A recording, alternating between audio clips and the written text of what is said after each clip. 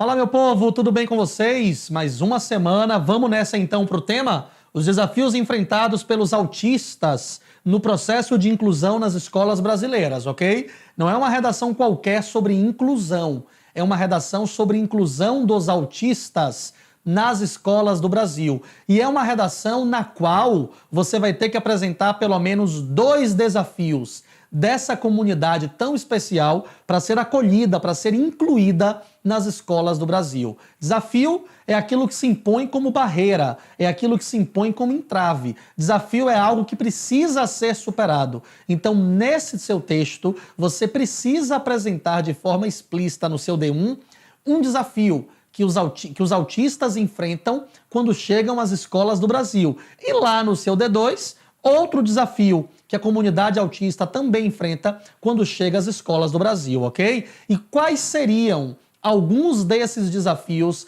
que você pode escolher para poder abordar no seu D1 e no seu D2? Olha para cá, preconceito dos colegas no convívio diário. A gente sabe que a criança com transtorno do espectro autista é uma criança que não sociabiliza tão bem como as outras. É uma criança que vive num mundo, de certa forma, paralelo. É uma criança que muitas vezes tem algumas manias repetitivas que podem incomodar a comunidade, os pares, os colegas que estão naquele espaço. É uma criança que, de certa forma, precisa de um olhar especial, precisa de um cuidado especial e nem sempre os colegas, inclusive por conta da idade que tem, conseguem sociabilizar, conseguem acolher de forma efetiva essa criança ou esse adolescente com um transtorno do espectro autista no seu grupo, ok? Então, um dos desafios que você poderia abordar seria esse, o preconceito dos colegas no convívio diário. Além disso,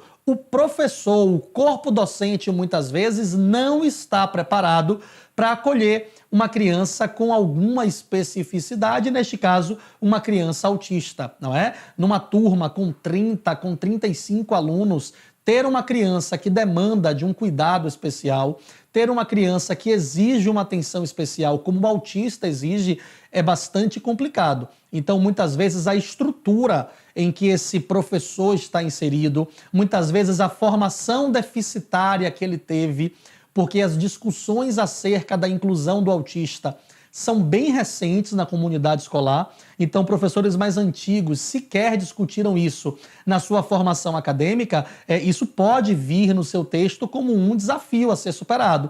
Como que o professor pode lidar com esse indivíduo? Como que o professor pode se sensibilizar com esta causa do autista que precisa de uma atenção especial?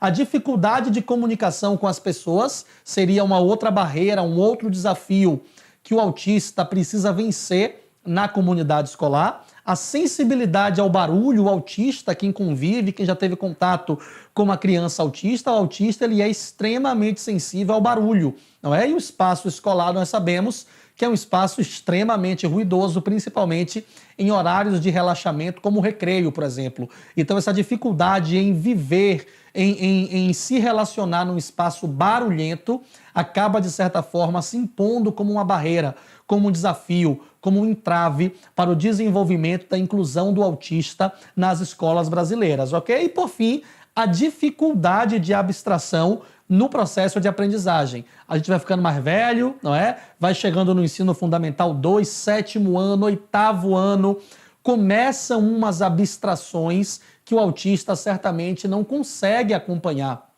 a depender do seu grau de autismo, ok? Então, de certa forma, existem várias barreiras, vários desafios a serem superados para que haja, de fato, uma inclusão efetiva do autista no espaço escolar, beleza? É importante, então, que você, nesse texto, escolha 2 desafios a serem superados, apresente um no seu desenvolvimento 1 e outro no seu desenvolvimento 2, para poder, então, contemplar a proposta temática que lhe foi feita, ok?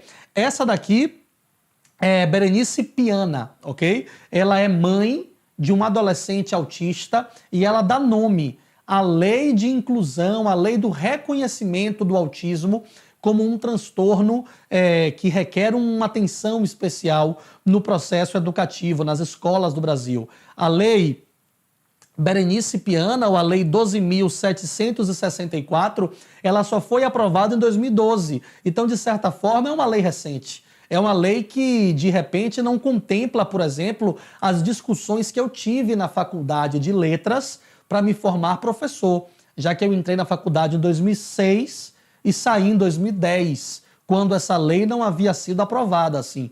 Ok?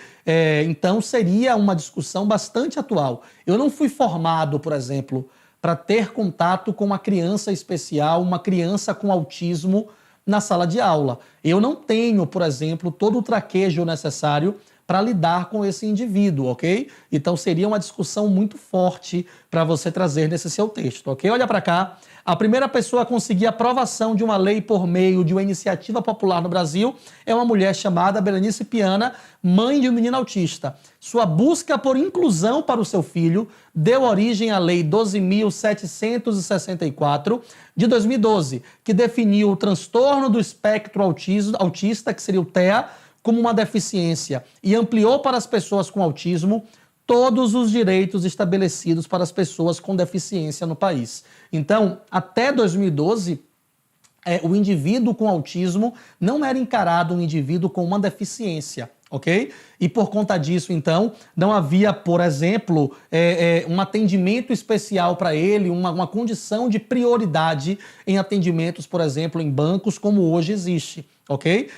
Aquela fitinha, né, que estava aqui, inclusive, no slide inicial da aula, o símbolo do autismo, hoje você consegue visualizar, inclusive, em filas preferenciais, junto com aquelas que representam o indivíduo com cegueira, o indivíduo com surdez. Então, tudo isso foi um ganho advindo com a lei. Não é a lei que só foi aprovada em 2012. Mesma coisa na escola. O indivíduo com autismo, o indivíduo com um transtorno do espectro autista na escola, ele não era incluído como uma criança com deficiência que por isso demandava uma atenção especial. Era visto como uma criança qualquer, não conseguia progredir e acabava, de certa forma, evadindo da escola, não é? Tendo, portanto, furtado o seu direito constitucional do acesso a uma educação de qualidade. Então, a gente percebe quantas crianças, pelo menos na minha época, por exemplo, de estudante, não me lembro de ter convivido com colegas autistas, por exemplo, não é? Até porque nós nem sabíamos muito bem o que era isso naquela época. Hoje, na minha carreira de professor, já pude encontrar muitos alunos autistas, tenho nesse momento, inclusive, alguns alunos autistas, não é? O que, de certa forma, me faz ter que estudar mais sobre isso, sobre como acolher, recorrer ao apoio de psicólogos que tem na escola, que podem fornecer isso, ok? Então seria uma atenção especial, uma abordagem muito importante, muito necessária no contexto da contemporaneidade.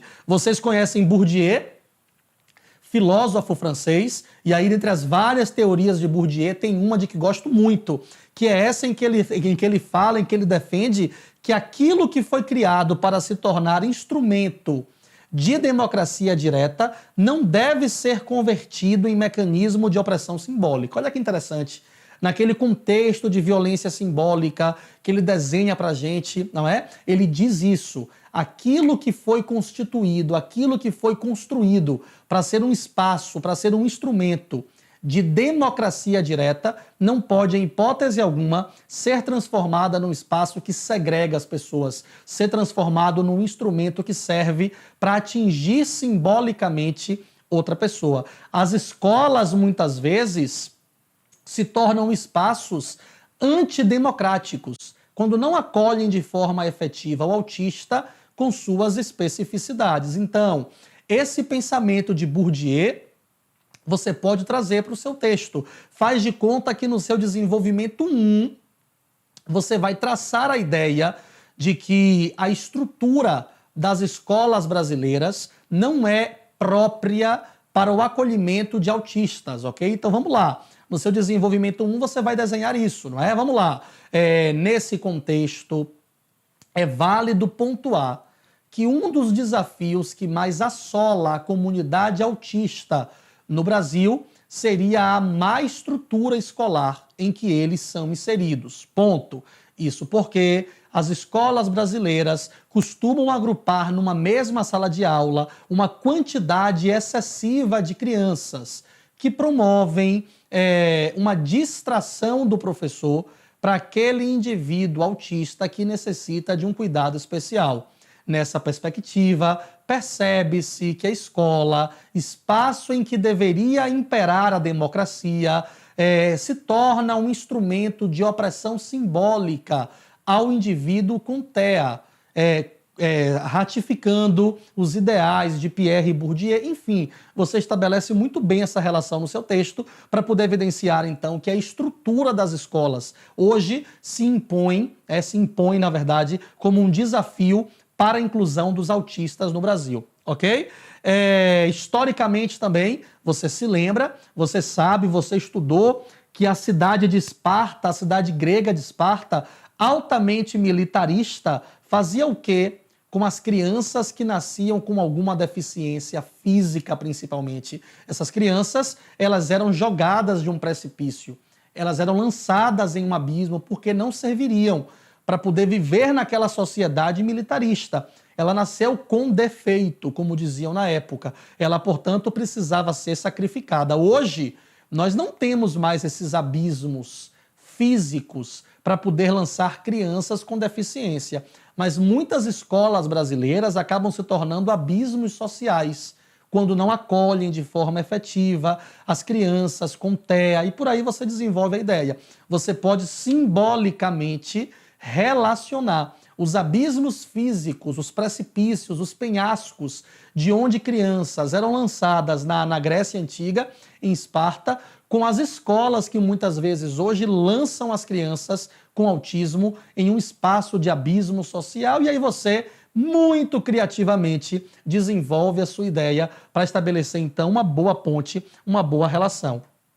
Esse é um filme da minha época, eu assisti quando eu era estudante, inclusive, chamado Escritores da Liberdade. Como sempre quis ser professor desde minha infância, foi um filme que me tocou muito, já assisti algumas vezes depois, inclusive, por conta da atuação da professora, uma jovem professora, a senhora Gruel, e ela chegou a uma escola, era o seu primeiro emprego, e ela foi lançada numa turma vista pela escola como a pior turma daquele espaço. Uma turma altamente violenta, uma turma que não tinha salvação na concepção de muitos professores. Por quê? Porque eram professores arcaicos, professores com um pensamento cristalizado, com um pensamento fechado, que não inovavam em suas práticas pedagógicas e que não tinham a sensibilidade de perceber as demandas de cada indivíduo daquela turma. A professora Gruel, ela começa então a ouvir as demandas daquele grupo e ela então consegue transformar todos os estudantes que estavam naquela sala de aula em estudantes do bem, por assim dizer. Eles começam então a entender a importância do estudo, eles começam então a se desenvolverem e se tornam indivíduos totalmente modificados pelo poder da professora Gruel. O que isso tem a ver com os autistas? Havia uma criança autista nessa escola? Não, não havia. Mas o que falta muitas vezes para muitos professores é essa sensibilidade de enxergar o aluno não só como um número na lista de presença, mas como um indivíduo dotado de especificidades. Então, o autista, ele demanda isso.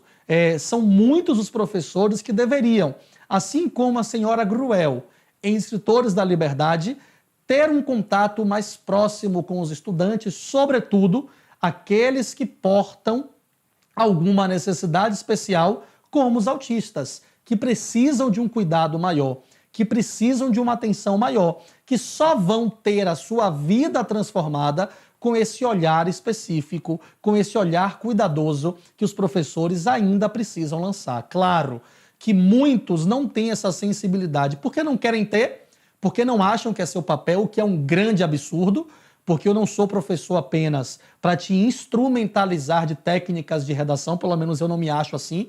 Eu acho que o meu papel é muito mais do que dar técnicas de redação, isso para mim é inquestionável, é inegociável, ok? E existem muitos professores que até queriam desenvolver essa sensibilidade com o aluno autista, mas não tiveram a formação apropriada para isso e não tem hoje meios para poder buscar essa formação necessária. Como falei para vocês, saí em 2010 da faculdade. A lei de inclusão do autista, por exemplo, foi aprovada em 2012.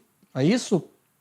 Depois da graduação, por exemplo, fiz uma especialização em educação inclusiva, em educação especial, e fiz inclusive o meu TCC na época com uma criança autista que eu amo, que eu adoro essa relação com os indivíduos, com os alunos de inclusão. Sempre gostei muito, sempre vi como um papel próprio do professor isso, e defendo até o fim, ok? Kafka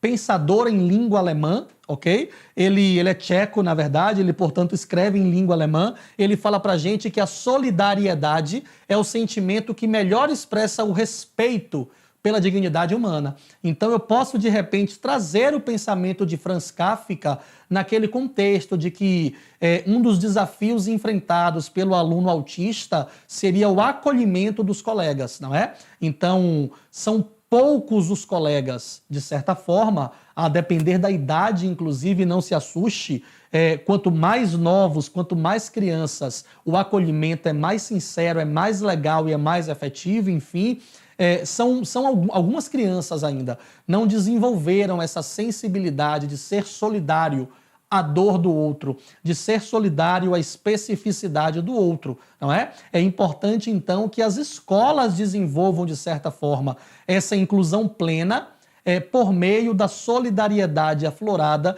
nos indivíduos que pertencem àquele espaço que estão ali. Então, é importante que as escolas estimulem essa troca solidária entre o autista e o aluno dito normal, o aluno regular daquele espaço. Assim, as potencialidades de um indivíduo autista são muitas, não é? Eu tive um aluno autista, por exemplo, que tinha uma memória inquestionável. Ele sabia, por exemplo, a escala, ele era louco por futebol e ele sabia a escalação de todos os times do campeonato europeu, sabia quem eram todos os reservas de todos os times, enfim, isso era uma potencialidade dele. Então, cadê a sensibilidade do professor? Cadê a sensibilidade do colega dele que está ali para poder explorar essa especificidade dele? Nem coloquei para vocês aqui uma analogia que eu gosto muito de fazer quando eu abordo algum tema ligado à deficiência, que está associada a não reduzir o deficiente à sua deficiência, enxergá-lo como um todo. E como qualquer pessoa, ele, além da sua deficiência, que é explícita, tem também as suas potencialidades, não é? Eu gosto muito dos filmes de animação, de que eu mais gosto da Disney é Procurando Nemo. Por várias discussões e pela fofura que é o filme, você que assistiu sabe disso. Mas tem uma coisa que eu adoro em Procurando Nemo, que é a ressignificação que o pai dele faz em relação àquela nadadeira que ele tem, que é menor do que a outra. Vocês lembram disso? Tem uma que é menorzinha, que não para de bater assim, e o pai chama aquela nadadeira de nadadeira da sorte, ressignificando então a sua deficiência. Então é preciso esse olhar sensível ao autista na escola. É importante verificar qual é a potencialidade daquele aluno, o que ele tem de melhor para poder oferecer, para que eu possa então promover naquele contexto escolar exatamente o despertar desse olhar sensível dos colegas para essa potencialidade, ok? Para que o autismo, não é, o transtorno, as dificuldades se minimizem diante da sua potencialidade. Isso é fundamental. Eu nem falei, não foi sobre o que estava aqui, fui me empolgando, passei demais. Para a gente poder fechar, filosoficamente falando, eu faço uma alusão a Levinas, Emmanuel Levinas, filósofo francês, alemão, desculpe, francês é Lipovetsky. É tanta gente na cabeça, né? Então, Lipovetsky, filósofo francês.